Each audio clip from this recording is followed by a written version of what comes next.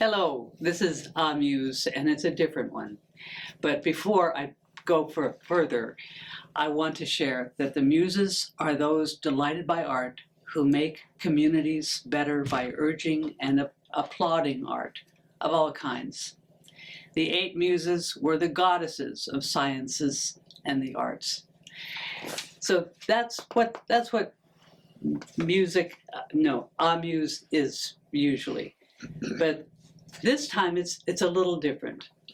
I have a wonderful guest, Rick Klepper, and if you want to email him or phone him, you can do this. rrrklepper@gmail.com or 916-759-3766. Okay, Rick Klepper, thank you for coming. Thank you for coming. I'm really happy to have you here. And the reason, how did I meet him? Well, I'm involved with Silver Screen Classic Movies, and he is a great help with Silver Screen Classic Movies. Thank you very much. And you're eager and happy and content and friendly and helpful and a nice guy. And I am aware. Well, okay, that's how I met you. That's what I wanted to do. And this is what I say. Let's talk about how I've met you. How you're reasonable, happy, nice, and content. I think you are. Now, how long have you lived here? I have lived here since 1990. Okay. Which is, what, A 35, 36 years Oh ago. my goodness, it's as long ago, isn't it? Yeah. And if I can mention Charlene. Yes, okay. And moved in with her.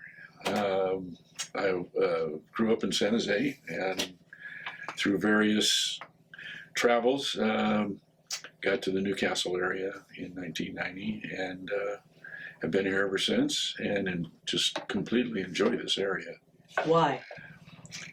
I know why, but tell me why. Well, when I opened the question of with Charlene, she says, well, you're a city guy, because I grew up in San Jose. And I'm not sure you'll like this, because she has property, and there's always something to do farm-wise, a lot of property. And it just seemed like everything kind of came natural. I got my first chainsaw. Oh, boy! Have you gotten another one? And, well, yeah, I've gotten a smaller one. I got a 16-inch, then I got a little one. And I learned the trade of working on property that always has to be done. And, of course, it's going to rain. Things are going to start, the 3 acres that I have to mow. And yeah. I'm blessed that she got me a sit-down mower to do it. Mm-hmm. Mm-hmm. Thank you, Charlene. Yes, thank you. So, and I've thoroughly enjoyed this area. It has everything. We talk about the arts. In fact, in the Mondavi Center, the symphony, Auburn Symphony, we're going to be there on Mother's Day. Oh, good. So we follow that. The high school plays, the State Theater, still showing movies at the Odd Fellows, since they're still working on the State Theater. So art-wise, it just has so much to offer. And of course, Charlene is a watercolorist, so there's that involvement in the art world. Yes. And good food. Just about anything you want. So I've really grown even more so now that I really love this area.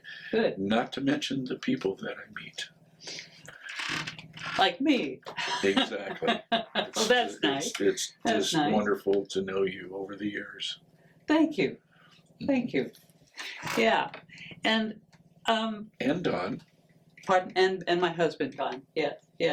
He's a good guy. He's a. Yes. See, this is why I have him here. Yeah. Okay. Now that's first, and we have. Rick has told me that he used to drink. You used to drink. And when did you stop? I stopped July 12th, 2005. Okay. That's not long ago. Okay. It'll be 21 years this July, So say that again. It'll be 21 years this July. Okay. July 12th. July 12th. Was my 19 July 11th was my last drink. Okay. Of 05. Okay. So why did you stop? Always a very good question. Looking back, I had just I figured out I'd had enough. My last night of drinking, I had a quart. A quart of Jack Daniels, which was my Yum. booze of choice. That's a lot. Well, I only drank about half of it, and I didn't get a buzz off it. Is kind of the miracle of how that happened. And I went into the bathroom and emptied the rest of it out. And I remember distinctly, as it was pouring out, I thought, this is weird, man. Because I never thought I'd do that. I drank and used for over 40 years. Okay. And when did you start? high school. High school? Typical for most of us in high school. Once I got a car, I hit the ground and I was on the run, And on the run drinking? Yeah. Okay. Yeah. And then I went into the service right after I turned 18. Where other people were drinking? Professionals. I got in, I was just an ingenue. And you like that? Oh, wow, let me try. Exactly. Oh, okay. Exactly. So, and that's what I seemed to be attracted to at that time. And it 4 years in the service, and then I got out, and I was married at the time, and we had a child, and I continued drinking, and for the next few years. When you say you kept drinking, what give me an example of how much you might have been drinking on a Tuesday afternoon, Tuesday evening, or a Saturday. Well, I would while I was married, I wouldn't drink all the time, not every day. I would say after 19. Let's see, we got divorced in 1980, and probably 1975 or so, I was probably a daily drinker. Social, I would say I was social drinking, but there once in a while we'd go to a gathering or something, and I would, which was typical. Hello. Have a couple of drinks before you go to the social gathering, and then they serve some stuff or at the social gathering, and then by the time I get home, I have a couple of more. So, I really started to feel it. And, after 14 years of marriage, my wife said, "This is enough." I was getting soused quite a bit. Yeah, and I wasn't a very good husband, and I wasn't a very good father. And I was probably this close to getting fired at work. So. Oh my! But I didn't see it at the time, Because you were drinking. Because I was drinking, Yeah. and I didn't consider myself an alcoholic, but I found out not only I didn't have a drinking, as I found out later in life, the last few years, I didn't have a drinking problem. I had a thinking problem. It was in my head that I needed a drink. Okay. All the time. Interesting. And I was single for several years and partied hardy. Yeah. And July 12th, sort of I had a moment of clarity, and it hit me that I'd had enough, and I went into rehab. And that seems sudden. That you just bang. Yeah. You drank half and poured the rest out. Right now. Yeah. That's. I know it's weird. It is weird. To this day, it's weird. It seems like you when I was thinking that I was going to talk to you about this, I thought maybe it would last. Maybe it took months or years to do that, but it was just like that. Oh, it was just like that. I decided to do that, but then the next day I went and I made contact with somebody that had the same problem, and with whom you knew, who I knew, with whom I knew, and got into a 28-day program, and I learned a lot about myself. I was forced to look at myself, and for over 40 years, I discovered very quickly in the first week that I'd been, if you will, BSing myself about who I was, what I represented, how I connected or didn't connect with people. Just a lot of things that I had to really look at within myself. And I had help along the way, and with different people that had the same problem. And I'm just very grateful that it has stuck around for 20 years. Yeah. 21 years almost. Yeah. 21, almost 21 years. Almost 21 years. Okay. Do you miss it? Not a bit. You don't? Not a bit. Okay. No. On a daily basis, I have to think about where I'm at in life. Do I really still want this? And it's because my life is so much better. Mm-hmm. I'm blessed. I'm blessed to have a beautiful woman in my life. A beautiful woman in his life. Yes. Wonderful, yes. wonderful woman. A wonderful lady that has supported me through thick and thin, and we're very simpatico, and I'm sure you've noticed that. Yes, I have. Absolutely. Yeah. So I think she's a wonderful woman. Yeah. Yeah. And that helps. And of course it does. And oh my! I have a wonderful family. Still have a wonderful daughter-in-law and two wonderful grandchildren. She has a wonderful family. 3 great-grandchildren now. Wow. You know, did I ever think I'd be living with a great-grandmother? No. No. And but it's just life is really good, and as long as I can keep alert of where I'm at in life and keep my thinking straight and be honest where I'm at with myself is the real secret for me. Is that difficult? Sometimes, or well, not I'm at all? I'm not perfect. I have days. I wouldn't say I had anger issues, but I found out I wasn't a very pleasant guy once in a while. I haven't seen you then. That's nice. But I've continued to work on that, and I have to continue to work on, where I'm at in life and the wonderful people that I'm around, and reflect off of that in a way, because I get good feedback from wonderful people, and I'm just very blessed to look at life in a whole different perspective than where I used to be at. Okay. Yeah. When you were drinking, were you aware of people who had stopped drinking around you or anywhere, or did you pay any attention? As little as possible.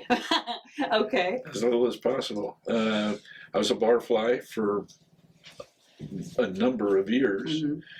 and every once in a while, somebody'd say, "So-and-so quit drinking," and the nerve. Yeah.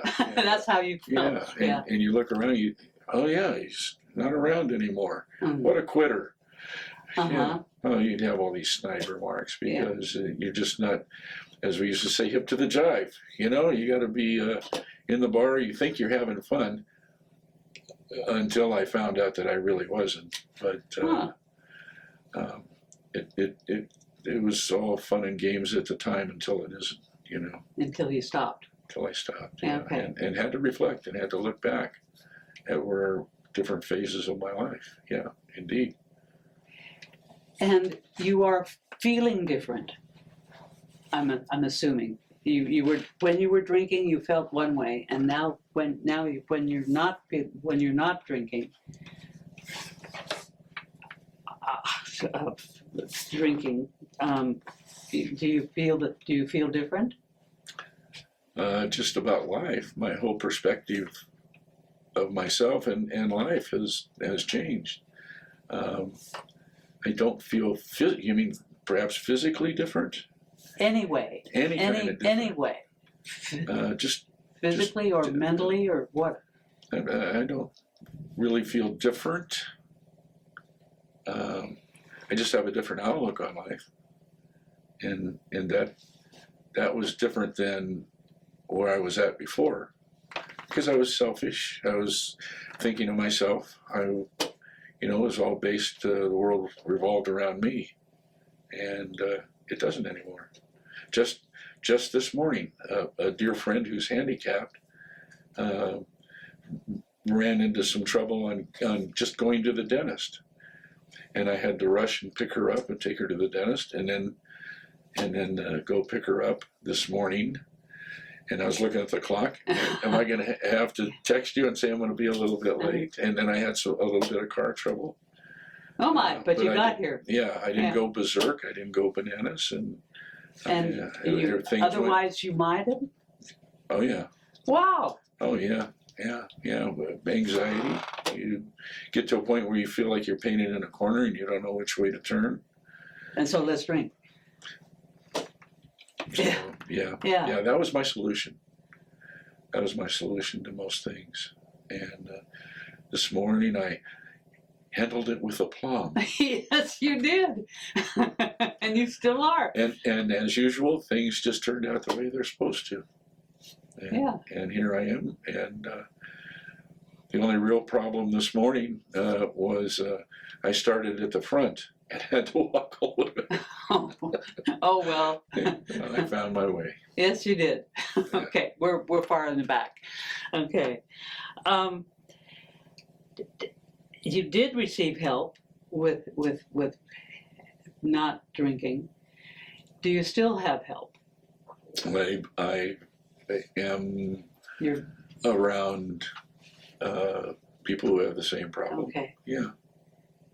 And they're helping you, and you're helping them. And I'm always available for people who need help. And because there's still a lot of people out there doing that, and and so I'm staying connected with people who are like-minded. Yeah. Okay, so if somebody wants to call you or email you, mm-hmm. you're willing. Yes. Okay. Mm-hmm. Okay. Have you done this before? Have you helped people stop? Yeah. Yeah. Mm-hmm. Was that difficult? No. Because they had decided. Okay. Well, maybe they hadn't decided, but it's all a thing of talking to somebody and telling my story, and that's the only way I can identify with somebody who might want some help from me. Yeah, sharing the same thing. You don't want to be a car mechanic and go in and tell somebody how to run their cameras. Yeah. So we're around like-minded people, and Okay. I'm there to help if possible. Okay. Or at least get people in the right direction. Yeah. Mm-hmm. And you are feeling better. Yeah. Yeah. Yeah. That's lovely. That's really lovely. And so, what is your information to those who are still drinking too much? Or for teenagers who might think drinking is the way to go? Well, I'm not advocating temperance. I'm not advocating don't drink. You know, people have their lives. And I really can't, I can just tell what I did and what happened to me and how I got out of it. And how much felt. Yeah. And how much you're happy, how much happier you are. Yeah. I was one of those guys that, you know, don't tell me what to do. And so there's a lot of people out there that perhaps are listening that may have that same kind of thing. I'm sorry, but I liken back to years and years ago when I was in the depths of my disease. I believe it was Nancy Reagan that had the simple answer, just say no. Mm-hmm. Okay. Well, yeah. I would say no if I could, but I couldn't. Yeah. But now you did. And she had that simple answer, and there were a lot of us that laughed at that. I'm sorry to say. Yeah. But there were probably a lot of people that said, yeah, it's that simple, just say no, and maybe they quit. Mm-hmm. And that's their life, and that's how they want to approach their life and what to do with it. And I chose not to do it that way at that time. Yeah. Okay. Okay. Now I'm not saying that we shouldn't drink or we shouldn't get rid of all this stuff, all this drinking stuff, but there's some of us just shouldn't drink at all. I used to drink more, and now I drink on Sunday, one drink, and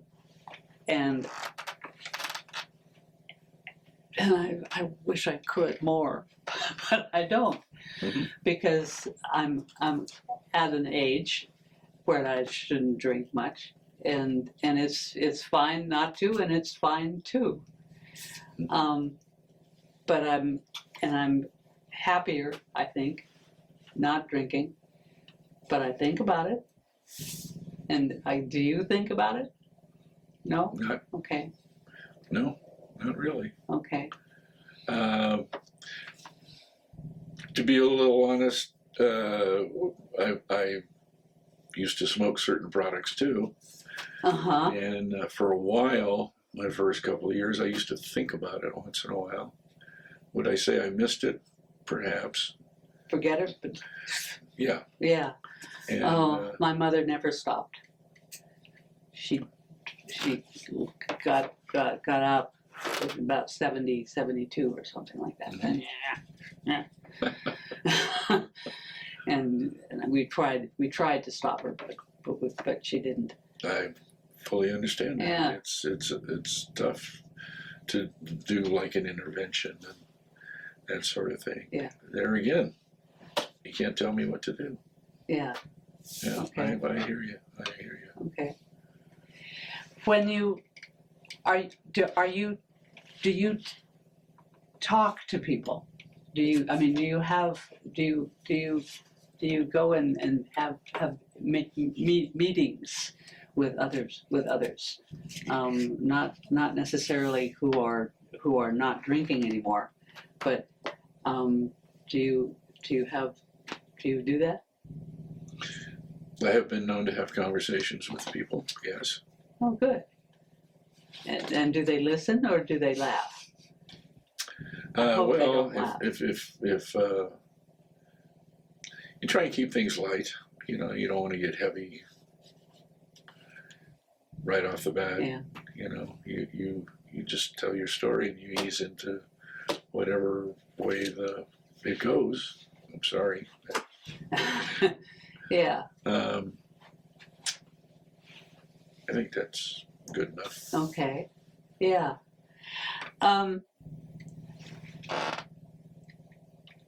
When you, if I ask you, how do I stop? What would you say? if you know someone who has quit drinking, I would advise talking to them and ask them how they did it. Okay. And, okay. Darn it, I wanted more, but that works. That works. Okay. I find that somebody who has stopped and ask that person. Mm-hmm. Yeah. Okay. So you came here in 1990. Okay. In this area. Yeah. I was down in Fair Oaks Okay. for a couple of years before that. Yeah. Okay. And before then, what were you doing? Your stuff was dealing with movies? Yes? You mean what, like a vocation or something? Yeah. No? No, I worked on the railroad for 37 years.